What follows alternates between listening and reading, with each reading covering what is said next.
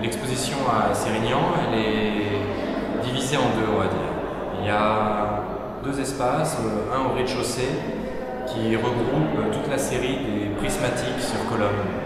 Les prismatiques, c'est des sculptures en chaîne, des sculptures modulaires qui partent d'un triangle rectangle tronqué et que j'assemble, que je permute jusqu'à avoir la surprise de certaines sculptures. Ce que je veux dire par là, c'est que potentiellement il y a des centaines et des centaines de combinaisons possibles et que pour autant, ce n'est pas des centaines et des centaines de sculptures possibles. Donc voilà, moi je crois que dans mon travail, dans l'ensemble, j'aime découvrir les sculptures plutôt que les faire. C'est pour ça que m'aide dans ce cas-là une combinatoire. À l'étage, ça se passe d'une autre manière. Il y a une autre forme prépondérante, c'est un polyèdre, cette fois, un polyèdre semi-régulier qui s'appelle le rhombicuboctaèdre. Et ça, c'est une vieille histoire, le rhombicuboctaèdre. J'en ai photographié un premier en 2001, c'est même ma première œuvre d'art tout court, sur le bord d'une route à Frontignan.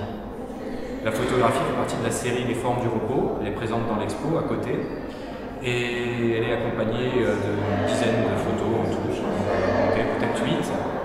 Et au milieu, il y a une toute nouvelle sculpture conçue pour l'espace d'exposition. Elle est provisoirement sans titre, elle est finie ce matin même. Elle est composée de 4 globes en verre en forme de rhombicuboctaèdre qui sont à moitié remplis d'eau et qui sont arrimés à 2 brise-lames, des tétrapodes, donc des figures en forme de pyramide, on va dire.